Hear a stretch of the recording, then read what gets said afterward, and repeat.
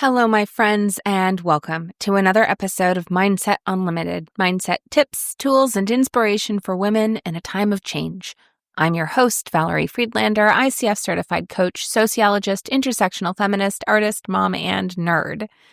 Today, we are talking about how to avoid overwhelm and access joy in a time of crisis. I wanted to talk about this because obviously we are navigating some unprecedented times. There is a lot going on. Now, I'm not going to get into all the things that are going on, and I really wanted to make sure that I made some space for them. I have several other episodes that are kind of lined up waiting to come to you, and this just felt particularly important because I'm hearing a lot of people struggling with what to do, doing too much, doing too little, feeling overwhelmed. And a question that's been coming up for me has been, how do I experience, embrace, invite joy in my life right now without checking out of what's going on, or worrying or feeling like I'm checking out or normalizing what's happening? How do I stay present to those things and recognizing that it can be so overwhelming, everything that's happening? And that's part of the point, right? To be bombarded with so much that we freeze, that our freeze response activates, or our fight response activates, and we then buy into dehumanizing other people in the effort to create safety when things are so volatile and feel so unsafe. And there are real threats to people happening, and we don't want to buy into that dehumanizing, when being dehumanized and then turning around and dehumanizing others. And how do you do that when your survival mode is getting kicked into gear, and embrace life and do all of the things? Not to mention, if we are in normal, quote unquote, normal times, we're navigating the summer transition. For those of you who are parents and have kids in school and going from school to summer schedule and schedule overwhelm, which I know for a lot of people over the past 10 years of doing this work, that transition feels overwhelming and stressful to a lot of people. So there's like normal life, as it were, and then there's like all the other things going on, and it's just so much. How do we navigate this? I have thoughts, I have tools, I have things that I wanted to share, and I just wanted to make some space for that. So that's what this episode is. We're going to be talking a little bit about the difference between disassociating and self-care, making space for rest and recharging, creating a supportive routine, schedule, some sort of grounding, navigating the stress response, and connecting to an ecosystem, which I think is really key to all of this. And it is also very much outside of what we are familiar with and used to doing for many of us, because that's just not the society we have lived in. So that's what this episode is all about. I invite your questions, your comments. This is something that I don't have all the answers to. I have, as I said, thoughts, ideas, tools, hopefully some inspiration to share with you. And I would love to know, what is supporting you? What is working for you? What do you find yourself doing? If you would care to share, please reach out. There are many ways of doing that, and they're all in the show notes pretty much, so you can find them there. And then the other thing is that one of the things I'm going to talk about is that connecting to an ecosystem. And I am considering putting together a study group for the book or workbook, Social Change Now, A Guide for Reflection and Connection by Deepa Iyer. And I'm going to have a link to sign up for interest in that. So it's not saying, yes, you're going to do it. It's signing up for interest to do this study group. And I'll have more information, but I wanted to gauge how many people might be interested in doing that before I really fleshed out what it would be. and how we would do it. So if you're interested, there's a link in the show notes. Please sign up and let me know, and I will be in touch with more information. And now, without further ado, let's get started.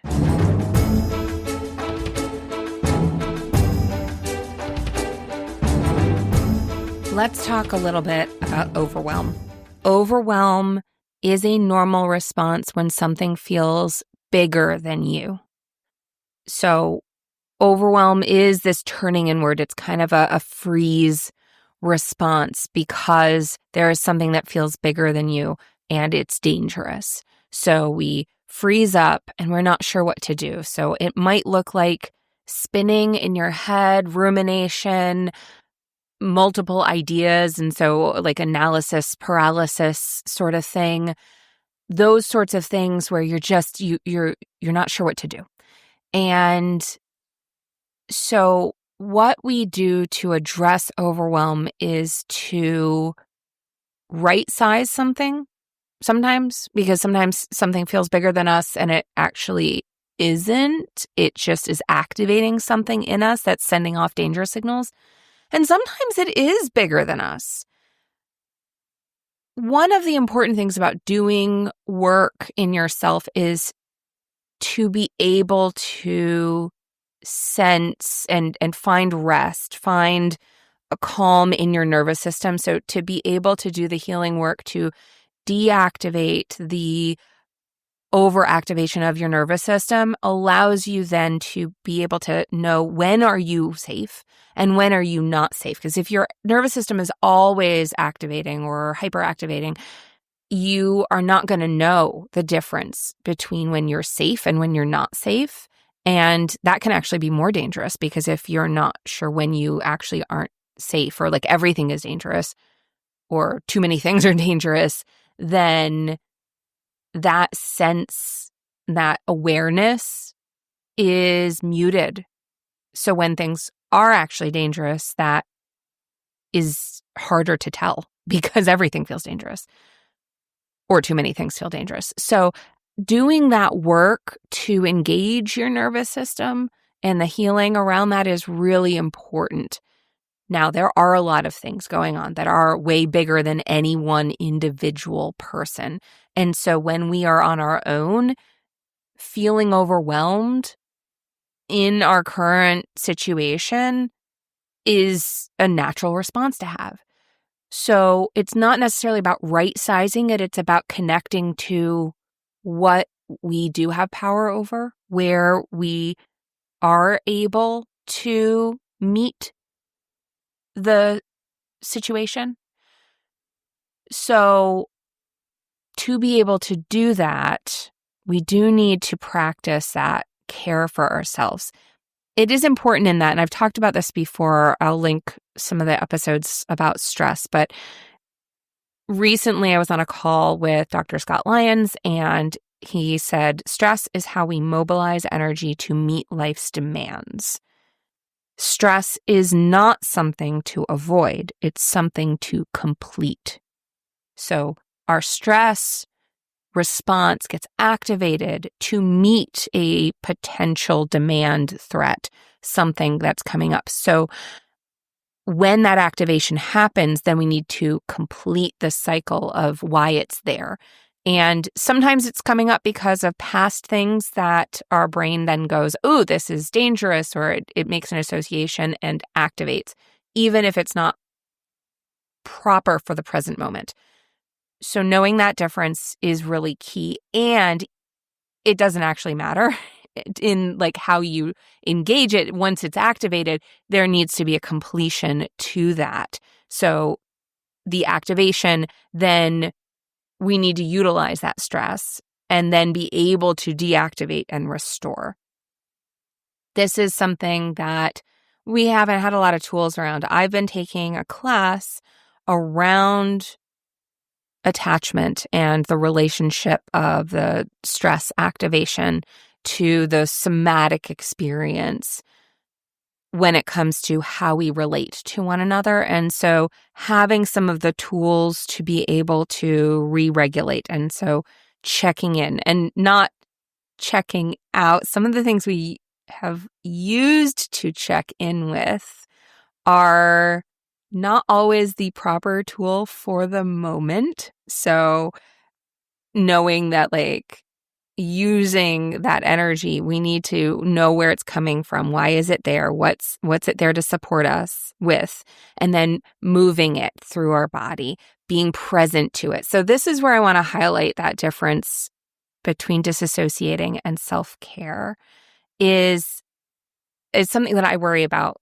When I need to take a step away, I don't want to stop listening to the news and, we start doom scrolling and our nervous system is activated because there is something to meet. There is some demand, there's some need in the world and our relationship to the world that we are feeling called to meet. And what is that? So taking the time and space to know what is it that you need to meet, or where is your part in meeting that? And that takes some reflection, that takes some checking in. So disassociating is when we're checking out. So this is where I want to differentiate, taking that space away from the places where you're going to be activated, like the news, like social media, like certain conversations in certain spaces. Knowing that you're going to be activated, your stress response is going to be activated because there is something to meet before you go into those spaces. Or maybe it's after. I mean, we're kind of surrounded by it, but knowing that there needs to be some space to check in. And you're not checking out, you're checking in. That has to happen first so that you are able to discern what is the mobilization that needs to occur in this situation. That checking in isn't just in your brain. It's not in that prefrontal cortex that understands things, that tells stories about things. It's in your body. Unfortunately, a lot of us haven't been taught to really check in with our bodies. And sometimes that in and of itself can be activating if we have some trauma around our bodies. So it's not a one-size-fits-all sort of thing. I'm not giving you any kind of prescription. It's really just these are the things to be aware of and stuff to start exploring. So knowing that stress is in your autonomic nervous system, it's in your subconscious, it's the chemicals and hormones, it's in the body, not in the stories in the brain. The stories in the brain can actually activate it more. That's always fun. And that's a place that I do a lot of work around is where is that activating more so that we are not actually addressing what's really going on and able to engage the moment that we're in. So knowing that it's in the body, knowing that we need to take space, I want to remind you of some things that I shared in an episode a while back. It was called 7 Ways to Relax This Summer and Beyond.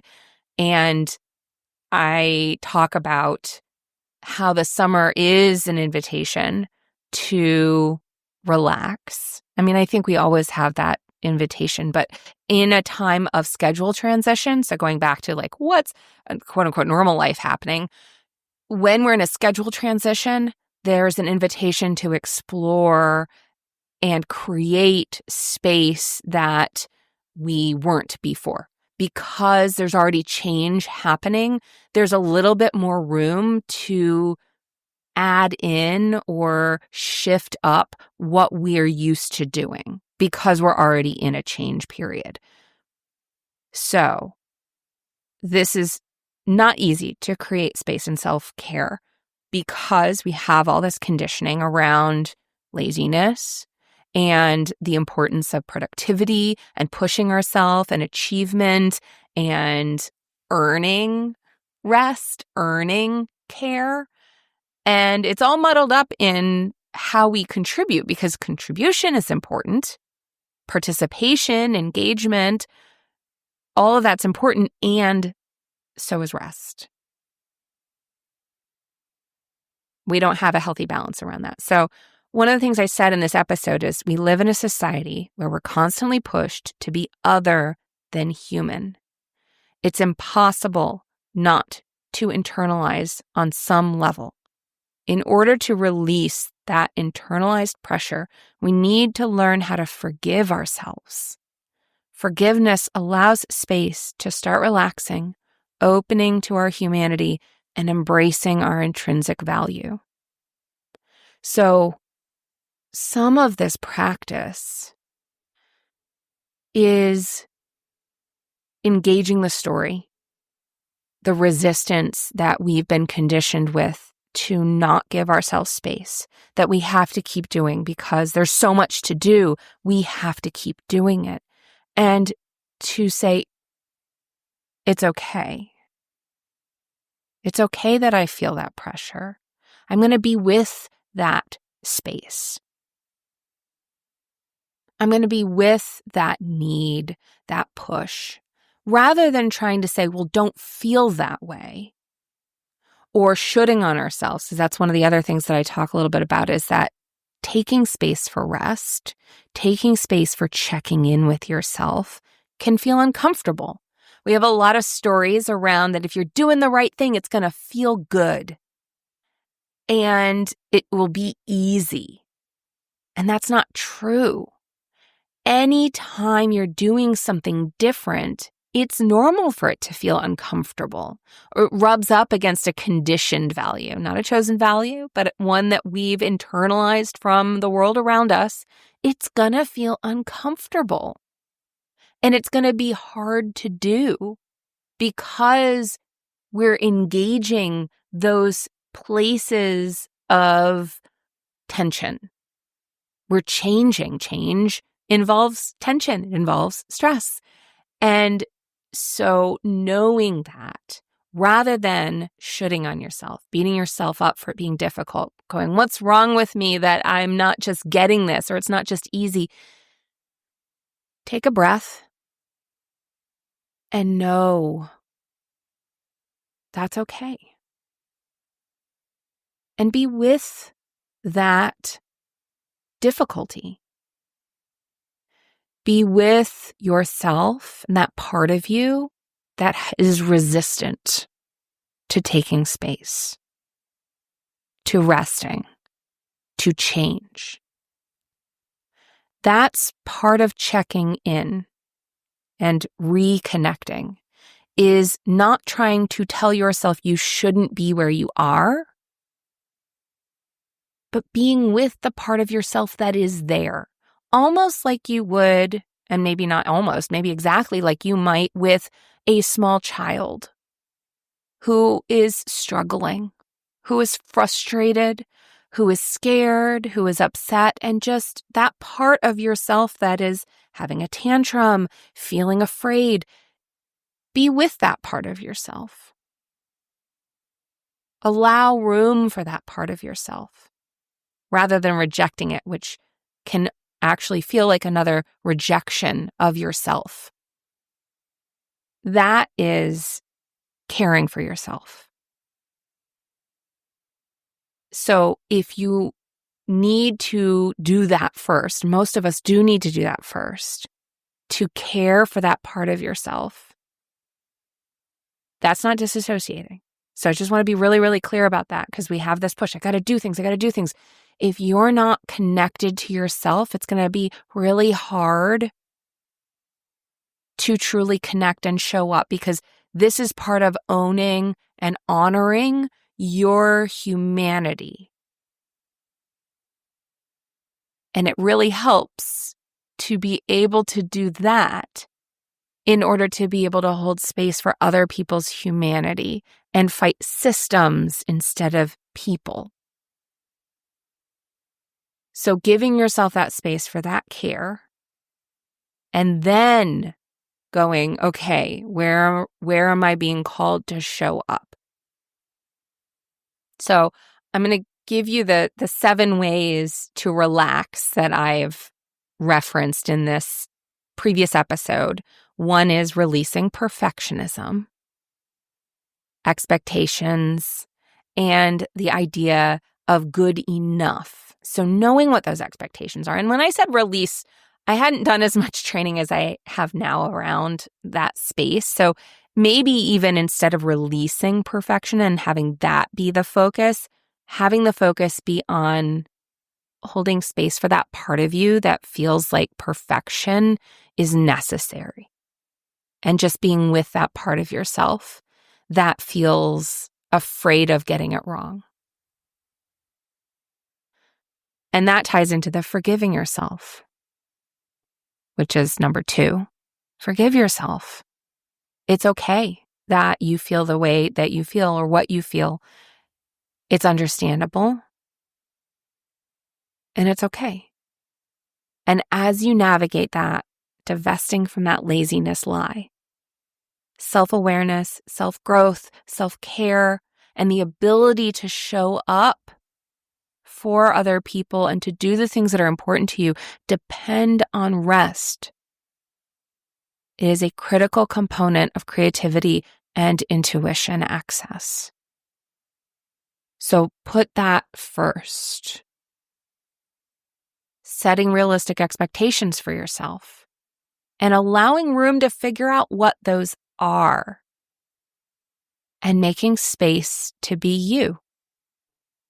Listen to yourself and build community where you can be you, where you can honor your humanity and have that support to honor others' humanity. This brings us to the idea of ecosystems. I'm going to share a little bit about what Deepa Iyer says about ecosystems in this workbook, Social Change Now. She writes, an ecosystem is a community, a home, or a place and space where we feel a sense of belonging, familiarity, and alignment around our core values, goals, and strategies for the future, and where we emphasize the importance of cultivating, nurturing, and sustaining relationships, connections, and solidarity. I know for me, I love that idea. And I find it very challenging because it's not how I've learned to operate. There are pockets of that in my life, but it isn't a pervasive experience. And that makes sense when we are living in a society that is focused on individualism. We don't engage our ecosystem. And we don't even engage our ecosystem as it relates to how we are part of nature. We are part of an ecosystem, whether we recognize it or not, whether we actively create one or not. We are contributing to the world in how we engage and how we show up.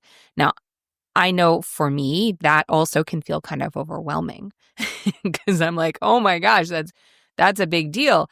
And collective problems require collective solutions. As an individual, I contribute, and I get to be in charge of how I contribute, where I contribute, what I contribute. I can find people that resonate with that support that amplify that. I can't change it all by myself. It's not an individual issue. It's very tricky when we live in this society doing all the things to figure out what that looks like. So I want to hit on 2 pieces. One is building an ecosystem, social change framework, and a routine and what we currently do. Because I think checking in on routine and what our routines are is really key to being able to shift them. And as I mentioned, in a period where there are shifts happening in your regular routine, it can be really helpful to harness that time to change things up, to do things differently with intentionality. So part of that is that taking that space for yourself to check in rather than disassociating. We are associating with ourselves and associating with what our routine is. So I mention in my episode how to create a schedule that works for you. 6 ways to engage what your current schedule is that may help you engage what's going on for you and kind of meet yourself where you're at within all of this. So the first is to identify your current routine. What is your present normal look like? A lot of people are like, I don't have a schedule. I don't have a routine. I just kind of go through things. And you do have a routine. We all have routines. It might be a chaotic routine. It might not be a routinized routine. Is that a word? I don't think that's a word. Anyway, you know what I mean? It might not be that kind of routine where it's like, yeah, I do this and then I do this and I do this. Maybe it is certain times when you pick up your phone and start doom scrolling or reading the news, which can feel like doom scrolling. Maybe it is ways that you think about things. It's what you tend to go to the refrigerator for, or to drink, or to move or not move. Those sorts of things where you start to notice, what are you tending to do? That's the routine. So maybe you don't call it a routine, but what are your norms? And maybe it's changed up a bit. Noticing what they are right now is really helpful, because so often we are just not thinking about it. There's majority of our day that is autopilot. So noticing what those things are, bringing them to consciousness, helps you engage them. So identifying your current routine and then taking some time to explore what your values are. What's important to you? What do you want to emphasize and prioritize? What do you need to do, right? Like allowing room, and again, going back to that forgiveness, forgiving yourself if finances need to be higher up on your priority list than you want them to be, as an example. I know that's a big one that comes up for me.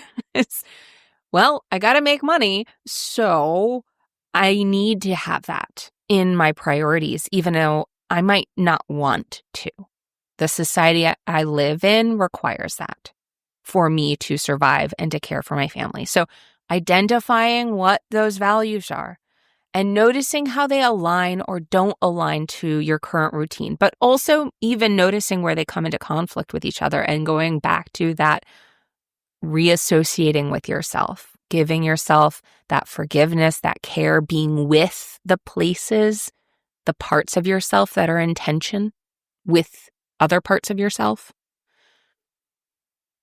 Then designing a routine based off your values and how you want to experience life, not just your goals, not just the things you think you should be accomplishing, or maybe the things you want to accomplish.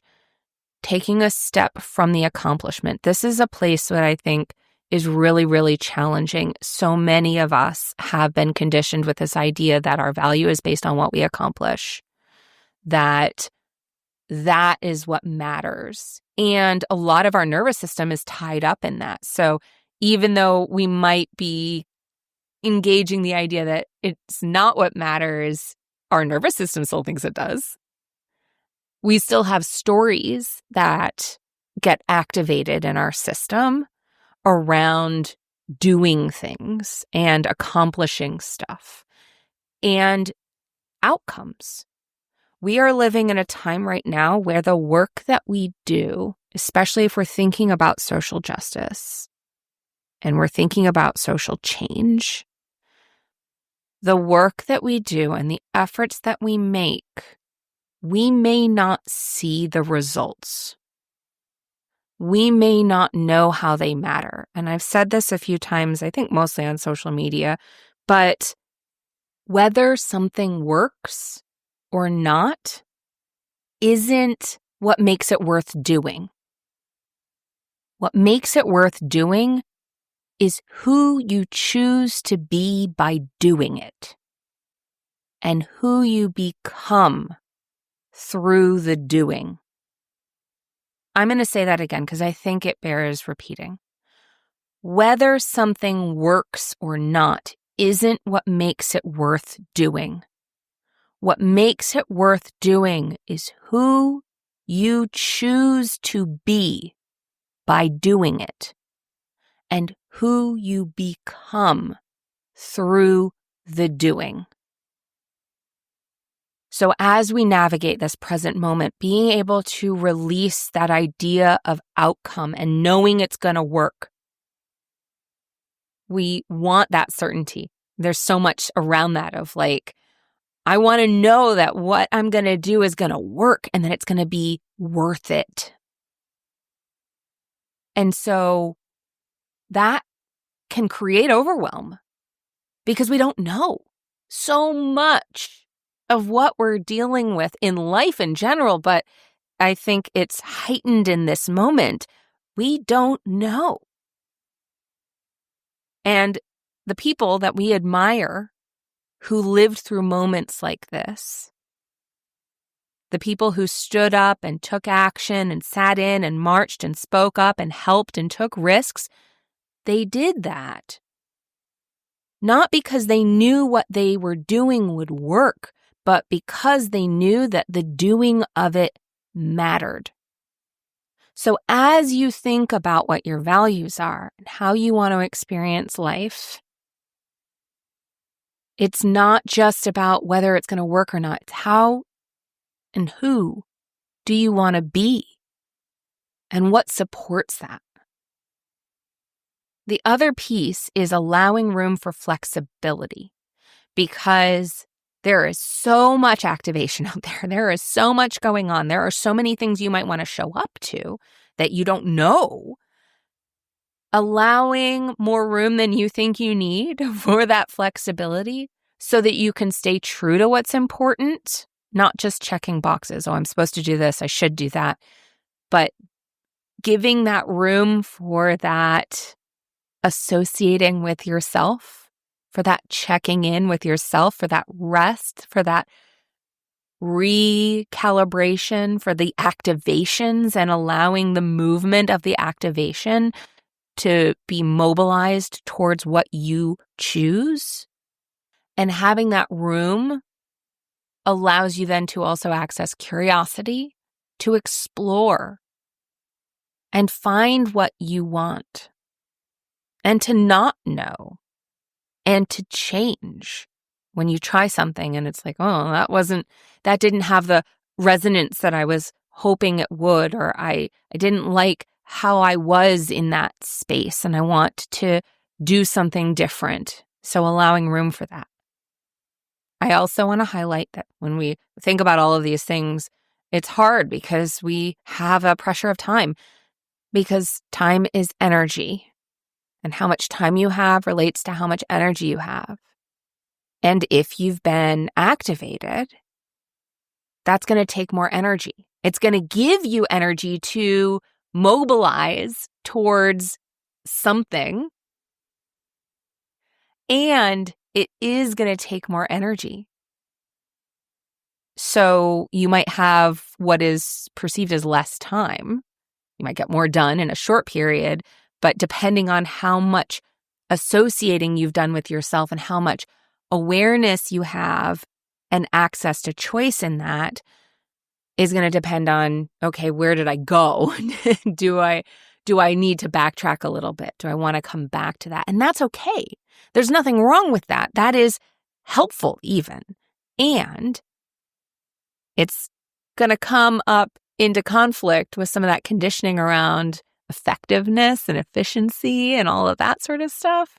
So giving yourself that extra room in yourself, going back to that idea of forgiveness, and going back to that idea of having extra space for the things that we can't plan for, and for caring for yourself and that reconnection. I'm going to finally touch on some of the roles in a social change ecosystem that Deepa shares. She has a visual that's been shared on social media, and I'll try and find a link to that is depicted as, well, it has three components: values, ecosystems, and roles.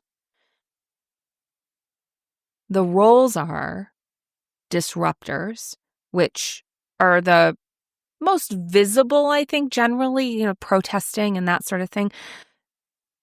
And sometimes we have this push to all be there, and it can be helpful to see the numbers, to have the visual, and it's not the only way. There are also healers, storytellers, guides, weavers, experimenters, frontline responders, visionaries, builders, and caregivers, all contributing to equity, liberation, justice, solidarity. So this workbook, that whether you say you want to do the study group with me or not, I highly recommend picking up.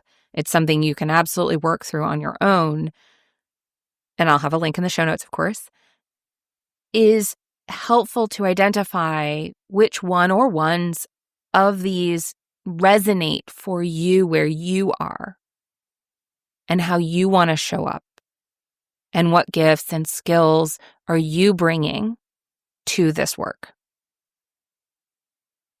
She also lists some characteristics that we often find in thriving social change ecosystems. So these are things to look at cultivating for yourself, within yourself, and an ability to show up with other people with these characteristics. One is interdependence. Another is shared energy source. We hold a shared set of values and goals that fuel our actions. Reciprocity. Actively exchanging resources and information rather than hoarding, gatekeeping, canceling, or competing.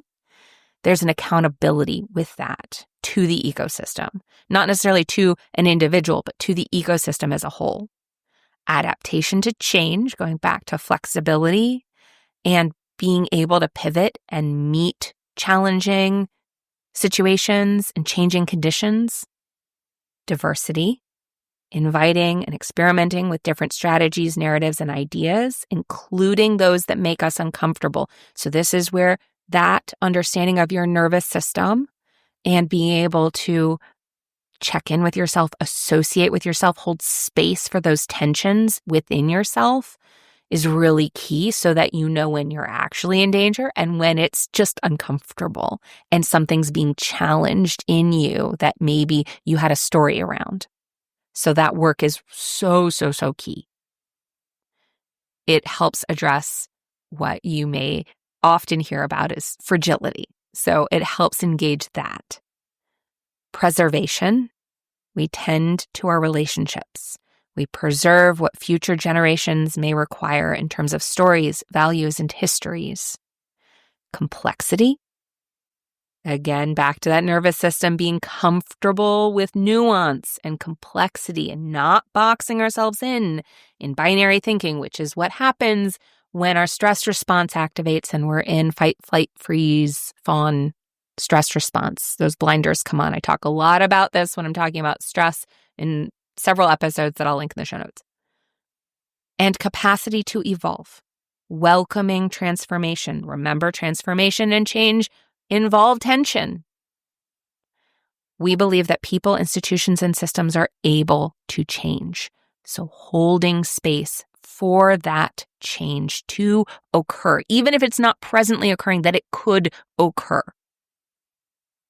Valerie Kaur had a beautiful quote in a speech that she gave at one of the protests, I believe one of the ones in LA, that said, "The brief high that comes from domination is nothing compared to the infinite love and joy of true community."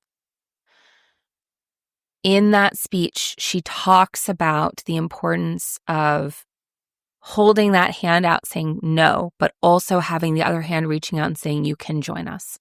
And so to be in a space of that kind of nuance, to be open to humanity while fighting systems is so critical and requires that nervous system support. finally, one of the things that I keep holding on to is an aspect of my value system, which is about being part of life and living, and how what matters isn't how successful I am, accomplished, how long I live. It's not about any of those markers. It is about embracing the experience of being alive. I've always loved the quote, "We are spiritual beings having a human experience." And to me, that means experiencing. I get frustrated when I think about, well, what I want to experience, there are all these obstacles for, namely money and time and all of these resource components, and none of those change that it's still my life. It's mine. And I get to decide how I show up to it. I get to decide what values I uplift. I get to decide how I move in the world with other people. Those are things that are mine. And I get to do the work to be able to choose those better than I naturally do because of all the conditioning that I have and all of the societal stuff that I have inherited. Those are mine. And those are yours. So this is my invitation to you to embrace your life, whatever it looks like, wherever it is. Hopefully, this has helped with some tools and some perspectives and some approaches to engage that experience that's happening, both to move through it, but also to hold space that it is a very real thing that we are walking through, and to access joy in your life because this is your life and it can inform how you move in the world, and knowing that there's tension there and having space for that and holding space for that. I appreciate you. I appreciate you being here. I appreciate you engaging this at whatever level you are able to engage this. It matters. And I'm here for you. If you're interested in a study group, please see the link in the show notes and sign up to let me know that you're interested. I will be figuring out logistics about when we would meet and what exactly that would look like through that communication. So if you're interested, put your email there. I have so much more to talk about coming up. I have stuff around more on self-care. I did an amazing interview with Raquel, who I'll be sharing shortly. And I want to talk about empathy and all these ideas around, is empathy good? Is empathy bad? What's going on? Also AI. So I have so much coming up. Please stay tuned. Thank you for being here, and I will talk to you all next time.